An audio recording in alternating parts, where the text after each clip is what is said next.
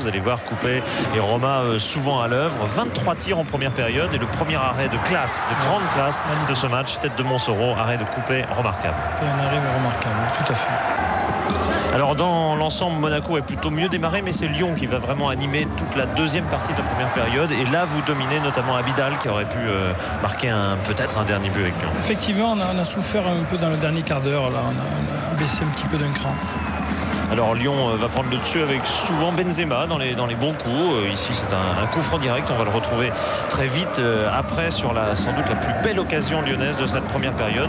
Où là vous avez votre défense a vraiment souffert. À l'arrivée, Malouda tout près de marquer sur ce qui était sans doute un tir de Benzema. C'était la plus belle action de première mi-temps. Oui. La vitesse de Benzema nous a fait peur. Avec un Lyon dont le capitaine s'appelait Chris parce que c'était son 100e match. Mais vous voyez Jean-Michel Aulas décidément parmi les plus grands cette semaine là, à côté du Prince Albert. Il a été élu également président du G14. Vous le savez, cette semaine Lyon continue un peu dans le même esprit au début de seconde période avec Alou Diarra qui a une belle opportunité. Gérard Houllier a fait un peu une équipe pour Raymond Domenech puisque Diarra et Toulalan étaient alignés ensemble, pourquoi pas en juin avec l'équipe de France. Hélas, ça va être la délivrance pour Monaco. Une très bonne action collective, la passe de Pérez. Ménez n'est pas en jeu, c'est lui qui marque. Il sent bien les coups, c'est pas son premier but comme ça dans la profondeur et il est très adroit devant le but, donc il a fait un match remarquable ce garçon.